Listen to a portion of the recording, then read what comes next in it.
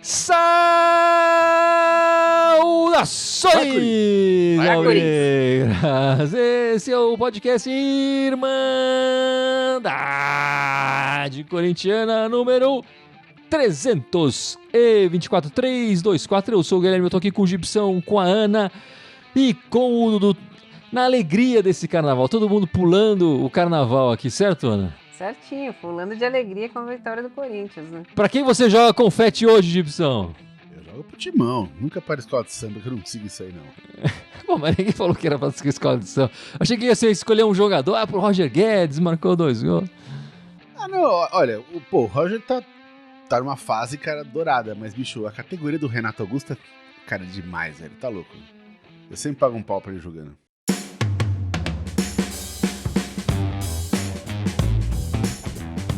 Mas vamos lá, meus amigos. O Corinthians jogou 2 vezes essa semana, né, certo? Empatou no meio de semana contra o Sem Mundial, 2-2, gols do Roger Guedes e do Gil, e venceu logo agora, um pouco antes da gente começar a nossa gravação do nosso podcast, 3-0 sobre o Mirassol, os 2 jogos no nosso estádio, na Neoquímica Arena. Os gols foram marcados aqui contra o Mirassol pelo Roger Guedes 2 vezes e pelo Renato Augusto num tapa ali, clássico dele já, lindão. Se não me engano, foi o primeiro gol de fora da área desse ano, 2023, que o Corinthians marcou esse ano. Vamos falar um pouco dessa partida, depois vamos falar dos outros assuntos da semana. E eu queria começar com o Gibson. Gibson, passa pra gente as notas que a Irmandade deu pros jogadores, quem foi o craque do jogo, enfim, quem foi o perneta do jogo. O craque do jogo foi o Roger Guedes, com nota 8. Vamos falar todas as notas aqui. O Cassiano ficou com 6,5. Depois 6, Fagner. Na zaga 5,5, 5,5 os dois. Lateral esquerda o Fábio Santos 6. Quem mais? Rony 6. Não, o Juliano foi 7, é isso. Renato Augusto 7,5. Foi o que chegou mais perto do Roger Guedes de nota. O Adson 6. O Roger Guedes 8 de novo. E o Roberto 4,5 foi com a menor nota, né? E dos suplentes todos ali do final, todos ficaram com a média 5. Todo mundo que entrou no segundo tempo, média 5. Foi uma pena a gente não ter visto mais a base, né? O Lázaro tá sacaneando a molecada, não colocando um jogo já decidido e tal, na Neoquímica Arena, estádio cheio. Podia ter colocado pelo menos um garotinho lá, né? Mas vou começar com a Ana. Fala a sua análise da partida, por favor. O Lázaro, até que a gente achava que não, mas ele manteve a escalação, acho que porque o próximo jogo é só daqui uma semana, né? Ele manteve a escalação, mas o time jogou mais aberto do que contra o Palmeiras. Os jogadores são os mesmos, mas a tática de jogo não, porque ele colocou o Juliano mais pra frente, né? O jogo foi bom, assim, de ver, né? Pra gente que tava vendo, ainda mais que depois que conseguiu fazer os gols. Mas se fosse um time... Se tivesse jogado desse jeito na quinta-feira, eu acho que a gente teria levado mais gols. Deu muita oportunidade pro Mirassol fazer chute, principalmente chute de média distância ali. Mas o Corinthians foi bem eficiente, acabou fazendo 3 gols. O Cássio, mais uma vez, até defendendo o pênalti, né? Tá defendendo até pensamento esse ano. Mas ele cometeu o pênalti antes, né? É que o Mirassol tava chutando muito pra fora, ele precisava aparecer de algum jeito, né? E foi um jogo bom de se ver, assim, um jogo de carnaval, assim, mais uma vez o público compareceu. Eu achei que foi bom, mas precisa ter cuidado. Foi um jogo aberto, na qual a gente podia ter sofrido mais. Eu achei uma boa partida do Corinthians, né? Mais uma vez, foram 2 tempos um pouco distintos, mas pelo aquilo que a gente vem falando, né? Quando tem as alterações, dessa vez ele fez 5, né? No meio da semana ele fez 2. O time caiu um pouco de rendimento, o segundo tempo acabou não sendo tão bom. A gente até comentou aqui no nosso grupo que, a hora que fez o 3-0, o Cássio tinha acabado de pegar pênalti, você vai e faz 3-0, a galera toda em chama, você põe um moleque lá, ele ia entrar...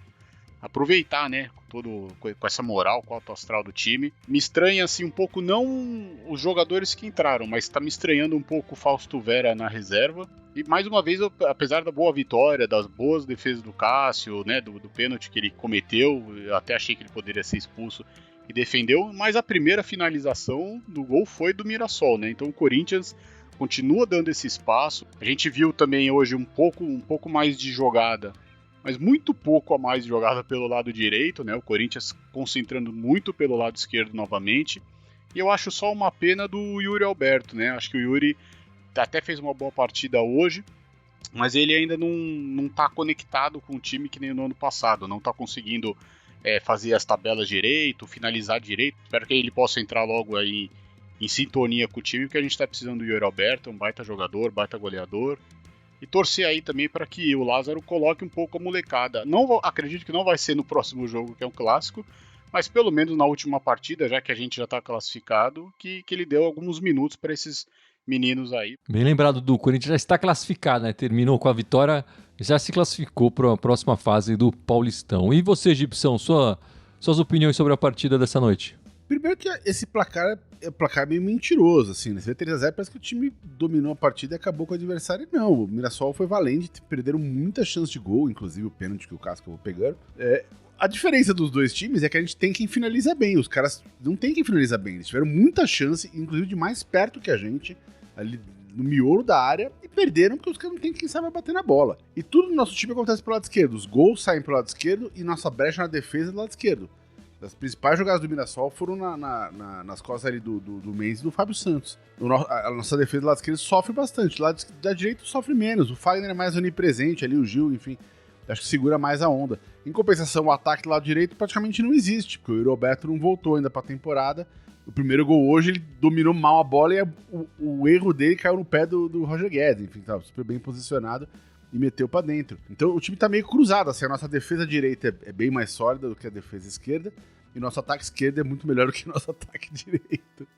Eu acho que o Corinthians tá pensando no resto da temporada, a defesa do Corinthians me preocupa bastante ainda.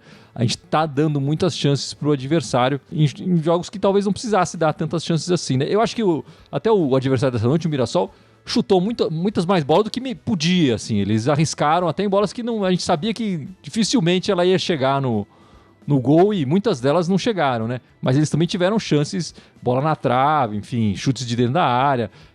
Então, assim, isso é preocupante um pouco o espaço que o Corinthians tem dado no meio, especialmente com um volante só, né? Com um Rony só marcando.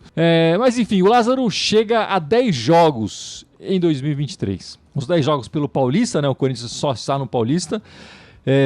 Foram 10 jogos, 5 vitórias, 3 empates, 2 derrotas, 60% de aproveitamento com os gols de hoje, né? 14 gols a favor, levamos 7 gols. E aí, Ana, como é que você tá vendo esses 10 primeiros jogos do Lázaro? A gente não pode falar que são 2 derrotas só nesses 10 jogos, né? Mas são times ainda que não puseram a prova, né? Eu ainda tenho um pouco de dúvida nele. A hora que a gente foi para uma Libertadores, for jogar fora de casa, contra times que são catimbentes, que precisa mexer um pouco no time. Eu ainda acho que ele falha muito nas alterações, e hoje, ele colocou um monte de volante, mas graças a Deus ele não colocou o Romero, né? Eu ainda tenho muito pé atrás com ele. Eu sei que os jogadores estão com ele, ele conhece o Corinthians como ninguém. Tudo certo, tudo completamente correto.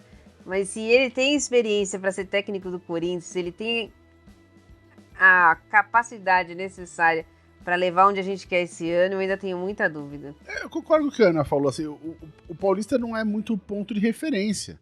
Ainda, assim, não é um mau começo, né? Não é excelente, mas não é mau, é um começo bacana. Mas é um campeonato, enfim, mais fraco, tá naquela fase ainda que o time pode dar o luxo de perder jogo. Quero ver que chegar o mata-mata, complica, né? Porque aí a água bate na bunda. E quando chegar os campeonatos mais importantes do ano, né? Quando chegar o Brasileiro, quando chegar a Libertadores, essas coisas, o nível sobe e a gente vai ver. O que me preocupa até agora, na verdade, com o Lázaro é falta de opção tática, né? Ele joga sempre do mesmo jeito, né? E as substituições já estão ficando meio carta marcada também. Tudo bem, todo técnico tem lá as suas negócios de tocar tal jogador pro tal jogador, enfim, mas eu acho que dependendo do jogo, do andar da partida, é legal você ter uma carta na manga de falar, não, vou fazer agora o time jogar diferente, fazer o time jogar dessa maneira. E até agora não apareceu isso. Tá começando o trabalho agora, vamos dar mais tempo pra ele. Mas quando chegar um campeonato mais parrudo, a gente vai ver se isso aparece ou não. Eu acho que essa falta de opção tática do time é muito pela falta de jogadores que a gente tem também no elenco. A gente não tem muitas opções, e aí ele acha que ele não tá querendo arriscar. Isso vai me levar um pouco à opção da Ana de não achar que tá tão confiável, porque eu acredito que ele ainda não tá conseguindo tirar o máximo de alguns jogadores. E outra, ele ainda também não conseguiu dar uma tranquilidade pro time que a gente já vem sofrendo faz um tempo, né? De concentração, acho que de um pouco mais de astúcia do time, de ter um pouco mais de tranquilidade quando tá perdendo. Então eu acho que ele tem pontos a melhorar, porque ele também tá se formando como técnico, né? Mas assim, o que ficou um pouco marcado nas derrotas foi o pouco ou baixo futebol que a gente apresentou. Não dá pro Corinthians fazer partidas como fez quinta e hoje, e você pegar partidas como fez, por exemplo, as duas anteriores, né? Como Portuguesa e São Bernardo, que parece que a gente mal entrou em campo. Então acho que todo mundo ali precisa melhorar um pouco, porque assim, paulista, que a gente fala, não mostra se você tá bem, mas mostra se você tá mal, né? Eu ainda vejo o time muito inseguro, né? O time ainda não tá encaixado da maneira necessária, nem ofensivamente, nem defensivamente. Eu esperava que o time já tivesse evoluído um pouco mais, né? Mas assim, do meio pra frente, o time até que tá legal. Dá pra ser um time mais rápido pra chegar no ataque, mas isso já vem de outros carnavais também. E agora, do meio pra trás me preocupou bastante. Acho que a defesa tá ficando muito desguarnecida, a defesa não tá segura. A gente tem um zagueiro mais experiente que o Balbuena, numa fase ruim, que merece ficar no banco. Guilherme, mas só pra colaborar com o que você tá falando e com o que eu tinha comentado da partida de hoje, eu tava aqui vendo aquelas estatísticas do SofaScore da partida de hoje. Agora, a gente deu 14 chutes ao gol, né, sendo que 5 foram no alvo e fizemos 3 gols, né? O Mirassol deu 24 chutes a gol. Só 6 no alvo e não fizeram nenhum, né? Mas eles produziram muito mais ataque do que a gente, né? Ou seja, chegaram com pressão ali na frente. Então a defesa realmente tá aberta, tá esguarnecida, sem aquela compactação. Eu até acho que o Mirassol arriscou quando não deveria em algumas bolas, né? Mas, de qualquer forma, tá dando oportunidade para os caras chutarem. Hoje tivemos sorte que o talento não estava do lado de lá, né? Não tinha algum jogador inspirado. Mas no Campeonato Brasileiro, que começa daqui a pouco, a história deve ser diferente. Aí o Corinthians faz em casa e tal. Não dá. E o que a gente vem falando aqui desde o começo, normalmente a primeira chance do jogo é do adversário. E normalmente essa chance chega com menos de 5 minutos, né? Enfim, o Lázaro ainda fica com esse ponto de interrogação, né? Acho que a Ana tá com o pé atrás, acho que tá todo mundo ainda com... Ninguém embarcou ainda. Também não teve aquele jogo, né? Que nem o Carille teve aquele jogo contra o Sem Mundial, que aí depois daquele jogo todo mundo embarcou no barco do Carille e vamos embora, né? E aí foi uma beleza até o final do ano. E a gente não teve isso ainda com o Lázaro. Mas tá aí o Fernando Lázaro completando 10 jogos à frente do Coringão. Enfim, eu falei aqui um pouco de alguns jogadores que cresceu, mas quem tá surgindo aí, né? E eu vou passar pra Ana, que é fã desse jogador, é o Juliano, né, Ana? Nessa semana, ninguém esperava a escalação dele nas 2 partidas da Neoquímica Arena. Tira um volante, bota o Juliano e deu muito certo, né? Jogou demais, o camisa 20, agora a camisa 20. Agora a camisa 20, camisa do Danilo. Mas ele jogou muito bem as 2 partidas e, pra minha opinião, jogou de maneira diferente. No segundo jogo de quinta, jogou como segundo volante. E hoje, pra mim, ele jogou mais como meia mesmo, deixando só o Rony pra trás, fazendo 4-1-4-1. Mas ele participou muito dos gols, né? E na quinta-feira, pra mim, ele até foi melhor do que hoje. É um jogador importante, um jogador... Mas eu ainda tenho dúvida se essa é a melhor, realmente... para a sequência de campeonato, assim, para um paulista jogando em casa, acho que mesmo, por exemplo, umas quartas de final contra o São Bento, 8 anos, eu acho que é válido. Mas eu não sei se para um campeonato brasileiro, para uma Libertadores, isso vai jogar tão aberto assim. Ele tem um poder grande de armação, maior do que, por exemplo, Fausto Vera ou Michael, mas fica muito desguarnecido com ele ali. Ele tem que se matar em campo, como foi quinta-feira, para conseguir suprir isso. O Juliano, a gente já falou aqui, desde que chegou pro Corinthians, ele foi o primeiro já a atuar, se mostrou à disposição. Teve uma época ano passado que ele foi pro time C, jogou no time C e também não estava reclamando. É um jogador bom pro elenco, foi fundamental nessas 2 partidas, né? Quinta foi bem desgastante, mas hoje ele também correu bastante, sentiu um pouco no final. Mas, pô, tá ótimo, é o que a gente precisa, é um exemplo pra molecada que tá lá. Então é muito bom ver ele podendo assim ajudar o Corinthians, não na função que ele mais jogou, em si, sendo proativo para o time. Eu concordo com o que a Ana e o Dudu falaram. Surpresa boa é sempre legal, né? A surpresa é ruim, né? A questão pra mim é do posicionamento. A Ana falou muito bem, foram 2 jogos diferentes. Quinta e hoje jogou 2 maneiras diferentes. Mas qual vai prevalecer? Né? Ou isso vai ficar mudando? Minha pergunta até será, o Lázaro tem a ver com isso? Né? Será que o Lázaro falou pra ele, não, joga mais na frente, hoje joga mais pra trás? Acho que sim. Ou ele, de repente, o Juliano sentiu o jogo diferente hoje, falou, não, hoje eu preciso jogar um pouquinho mais pra trás e fechar, compor aqui mais meio de campo, porque o Mirassol tá indo pra cima. Enfim. Não, tô gostando demais do Juliano, posição interessante para ele fazer, mas enfim, de qualquer forma, o nosso meio campo ainda dá muito espaço. E acho que em alguns jogos isso pode prejudicar o Corinthians. E em algumas partidas eu acho que ele vai ter que ser sacado para colocar alguém de mais marcação ali, mais forte na marcação. Mas tô feliz com o Juliano. Não esperava que eu estivesse falando tão bem dele aqui nesse podcast. Enfim, esperava que ele entrasse, jogasse alguns minutos, mas não fosse titular nessas 2 partidas e jogasse tão bem, né? Jogou muito bem. Rivalizando ali com o Renato Augusto no meio campo, de elogios e tudo mais da torcida, né? Mas vamos ler alguns comentários aqui. O Edson Plum já repararam que o Roger Guedes está mais centroavante que o Yuri Alberto. Eu não acho que ele esteja mais centroavante, mas ele está aproveitando melhor a chance que aparece para ele, né? É o artilheiro do Campeonato Paulista, né? Mas jogando de centroavante, não. Acho que ele tá aproveitando mesmo. Enfim, Roger Guedes, como o Dudu falou aí, artilheiro do Campeonato Paulista, 7 gols com os gols marcados essa noite. Enfim, eu acho que a gente tem uma boa dupla de atacantes, né? Eu acho que os dois sabem fazer gols. Mas na minha cabeça, no final do ano passado, eu achei que o Yuri Alberto ia começar a marcar mais gols do que o Roger Guedes. E esse ano começou e o Roger Guedes está voando, Gibson. É a alegria de ver, enfim, uma sogra aí se recuperar e ficar bem na vida, é isso? Então, não, o momento do Roger Guedes é demais, né?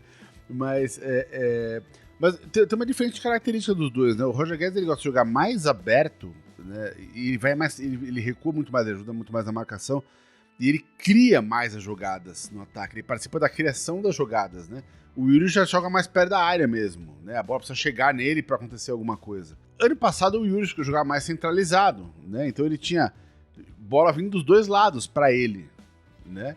Esse ano não, né? Tá numa fase esquisita o Yuri, né? Você acha que o Roger tá sendo facilitado pelo esquema, Ana? Acho que sim, porque a presença do Renato Augusto ali na esquerda, acho que ele faz toda a diferença. E do outro lado, o Watson, ele joga pela direita mais, mas ele caminha, ele não fica fixo na direita, né? Ele caminha mais pro meio, tem hora que ele tá na esquerda também, então acho que sim. Mas eu concordo também com o Gibson, falando do Yuri, dele tá esquisito ali, tem alguma coisa errada. Não sei, mas não tá bem, não. Enfim, mas eu não posso passar esse podcast sem falar dessa informação, né? Estamos 1 ano, Gibson, 1 ano sem o Luan. Perdemos o Luan 1 ano atrás e ele não se recuperou, não volta mais. Uma tristeza, né, meu amigo? Eu acho essa notícia fake news, velho. Mas muito mais que 1 ano. Diz que ele chegou e perdeu o Luan. O Luan se perdeu quando tava no Grêmio ainda, cara. Então não faz um ano que ele não entra em campo, mas ele em campo é pior. Eu prefiro que ele fique fora. Eu pago pra ele ficar ali fora. Então faz muito. A gente perdeu o Luan quando contratou o Luan. Então agora é esperar o fim do ano pra acabar o contrato dele, né? Tentou a rescisão, mas como o Corinthians queria parcelar a perder de vista, né? A nunca pagar, ele não aceitou, né? Mas é uma pena, né? A gente viu, mesmo não sendo no Corinthians, a gente viu o Luan jogando no Grêmio e não é possível, né? Cadê aquele jogador que a gente viu, né? Ele tinha, você vê alguns gols que ele fez no Corinthians, são lampejos de quem sabe jogar bola, um gol contra o da Vila Sônia, né? Que ele pega o passe do Ramiro, então você sabe que ele sabe jogar futebol. Mas hoje em dia o futebol ele não é só saber, né? Você precisa ter a vontade, você precisa ter o físico, e isso eu acho que ele não tem mais. Não tem mais. E curioso, né, Dudu? O último gol que ele marcou, não foi o último jogo dele, mas o último gol que ele marcou, o Lázaro era o treinador do Corinthians naquelas partidas que valiam pouca coisa da Sul-Americana, né? Pois é, né? Uma pena, porque para quem foi eleito, né, craque da América, porque ganhou uma Libertadores, infelizmente E também não tá fazendo muita coisa para querer ajudar, né? Ah, tá bom, tá rico, mas ele é novo ainda, poderia jogar em algum outro time, poderia fazer, mas você vê, nem ano passado quando a gente emprestou ele pro Santos, ele também não mostrou grande coisa, não mostrou grande futebol. Então é um jogador que acho que perdeu o interesse. Então, se perdeu o interesse, eles não conseguem chegar num acordo, aí eu sou favorável que o Corinthians realmente deixa ele no banco lá, deixa ele de escanteio, que a mídia não fala dele. O Luan, que já jogou 80 vezes com a camisa do Corinthians, marcou 11 gols, alguns deles belos gols, né, mostrando que ele sabe tocar na bola. Enfim, é uma pena, mas está se encaminhando aí para ser o pior negócio da história do Corinthians, sem dúvida nenhuma, o Luan, que eu também não tenho muitas dúvidas de que ele colocou o pé para fora do clube, ele vai chamar um advogado e vai arrumar alguma coisa para processar o clube e ganhar mais uma grana em cima. Porque o Corinthians também tem uma confusão desgraçada nessa área aí, todo mundo entra na justiça contra o Corinthians. O Luan bugou, tá bugado no Grêmio já, lá encostado no banco, né, sem fazer nada. E o Grêmio ficou felizaço quando a gente resolveu trazer o cara, né. Ganharam uma grana, vender literalmente uma caixa de sapato com uma pedra dentro, né? Tipo. E saiu a tabela do Campeonato Brasileiro 2023, né? Não com todas as datas e horários, porque aí ia querer demais da CBF, né? Mas a ordem dos jogos e tal, o Corinthians vai estrear no Brasileiro 2023 contra o Cruzeiro, um time da Série B. Não sei se vocês lembram desse time. Dizem que já foi grande e tudo, mas eu tenho uma memória bem vaga, assim, desse time. Parece jogar de azul, né, Gibson? Uma coisa assim. Eu ouvi dizer até que tem um jogador nosso que comprou esse time aí na Bacia das Almas, né, enfim. Então, comprou na promoção ali e tudo mais, porque... Vou comprar um segundo, porque é legal comprar time. Se não fosse o Ronaldo ajudar eles lá, eles não subiam não, né, Ana? Ah, não, com certeza não. Tava uma bagunça, né? E também não podemos falar que ele não ajudou a gente, comprou o Vital, né? Levou o Ramiro. E, Dudu, o Ronaldo Fenômeno vai torcer pra quem nessa estreia do Campeonato Brasileiro? Pro Coringão, né? Acho que depois do título mundial, o título mais importante que ele conquistou foi o Paulista, a Copa do Brasil, ele vai torcer pro Coringão mesmo, né? Não tem jeito. E agora o Corinthians, nas próximas 2 semanas, tem 2 semanas cheias, Dudu. 2 semanas cheias de treino, né? Para o Corinthians treinar até não poder mais e evoluir. O Corinthians só joga nos próximos 2 domingos, né? Tem 2 semanas cheias de treino aí. O que você espera ver do Fernando Lázaro aí nessas 2 semanas? O que eu espero é um pouco do que a gente falou, né? Que ele possa ter um pouco mais de variação, que de repente ele teste algum jogador, posição diferente, talvez não para o clássico, mas pelo menos para o jogo contra o Santo André, dê umas oportunidades para a molecada, porque senão a gente não vai fugir mais muito do mesmo do que a gente já viu, né? Para poder ter opções assim, ou até mesmo ele poder surpreender algum time numa eventual quarta, semifinal, né? Porque a gente está precisando disso, até para ele mesmo se testar mais o Lázaro como técnico. E você, Ana? O Dudu tá cheio de esperança aí. Ele não fez isso até agora? Vai fazer nessas 2 semanas? Não. Ele vai no máximo continuar treinando e fazendo a mesma coisa. Eu esperaria que ele tivesse, pelo menos treinasse uma consistência defensiva melhor. Eu acho que esse esquema que ele falou, que ele ajeitou, é muito bom pra frente, mas pra trás ainda tá devendo um pouco. Mas eu não acho que nem que contra o Santo André nós vamos ver modificações grandes assim de jogadores. Vai ser isso que nós estamos vendo mesmo e pronto. E você, Gibson, tá mais pra Ana, conservadora assim, ou mais pro Dudu, que tá esperançoso, o aproveitamento do Lázaro essas 2 semanas? Eu gostaria de que ele aproveitasse essas 2 semanas cheias para desenvolver um esquema alternativo. Se a gente vai ver isso contra o Santos e contra o Santo André, eu já não sei. Então, eu tenho esperança de que ele faça isso. Agora, se ele vai fazer ou não, eu já sou meio pessimista. Talvez eu estou mais com a Ana. Eu acho que se ele ajustar a defesa, para mim já vai ser um grande avanço. Enfim, eu acho que o Lázaro tá jogando no seguro, né? Tá jogando apostando nos jogadores mais tarimbados para ele segurar mais tempo no cargo, né? Acho que ele tá usando isso. Se ele colocar a molecada não representa, ou vem resultado ruim, ele não só pode estar queimando um garoto, como tá se queimando também. Bom, o próximo jogo do Corinthians é domingo, contra o time da Vila, lá na Vila mesmo, 4 da tarde, domingão. O último jogo na Vila a gente ganhou, foi aquele 1-0, Gol do Roger Guedes, com o Yuri Alberto expulso. Enfim, o Yuri Alberto foi expulso logo no primeiro tempo. E o Roger Guedes foi marcar o gol lá nos minutos finais da partida. No segundo tempo, uma jogada que ele saiu arrancando quase do meio campo e marcou um belo gol ali na Vila. Qual a sua expectativa para essa partida, Ana? Vitória, eu achei que esse time tinha acabado no finalzinho do ano. Dia 29 de dezembro tinha acabado esse time. Morreu Pelé, morreu o Santos. Eu também acho que é pra ganhar. O Santos tem um momento muito ruim. Hoje até conseguiu um resultado mais legal no campeonato, mas assim, eles estão numa lama muito abaixo da nossa, assim. Então é jogo pra ir ganhar, pegar mais 3 pontinhos.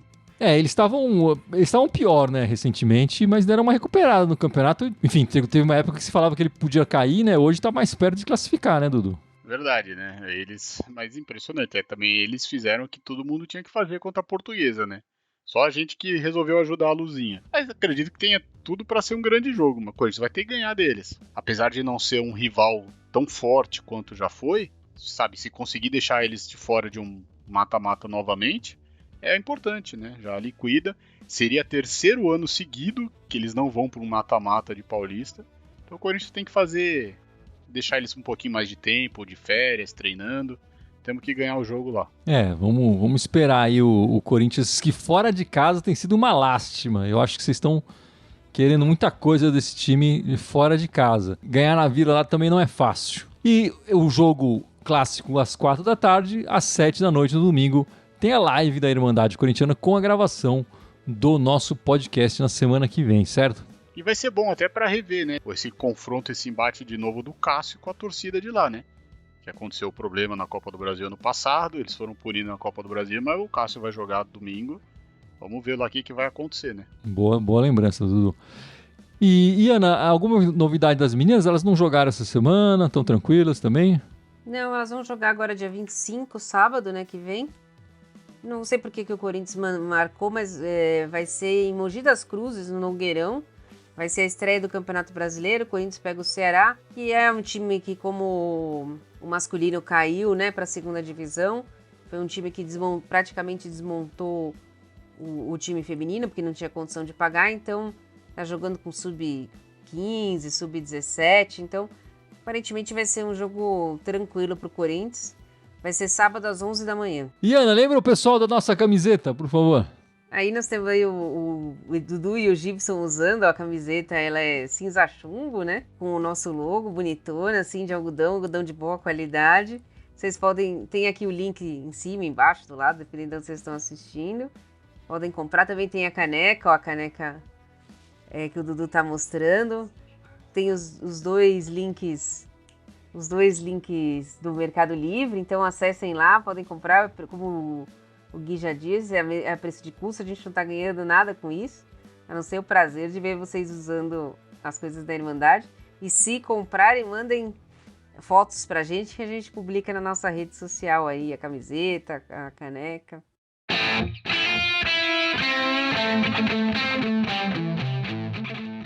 Mas é isso então, meus amigos. Vamos encerrando esta live, este podcast 324. E o Gibson vai lembrar as nossas redes sociais, certo, meu amigo? Bora, vamos lá. São 11 redes sociais. Estamos ao vivo em 3 delas. Estamos ao vivo no Facebook, no YouTube e no Twitch. Temos também o Twitter, o Instagram, o SoundCloud, iTunes, Deezer, Spotify, Telegram e TikTok. Todos eles Irmandade Corintiana com TH. Só no Twitter querem mandar Timão. Dudu, semana que vem estaremos de volta às 7 da noite. O jogo, que nem já falamos, é o clássico, às 16 horas. Então vamos voltar ao podcast horário tradicional, horário padrão, às 19 horas, para falar da semana, né, e do jogo também. Exatamente. Muito obrigado pela participação de todos. Aguardo todos vocês na semana que vem com a gente novamente. Muito obrigado e... Vai, Corinthians! Vai, Corinthians! Vai, Corinthians! Vai, Corinthians!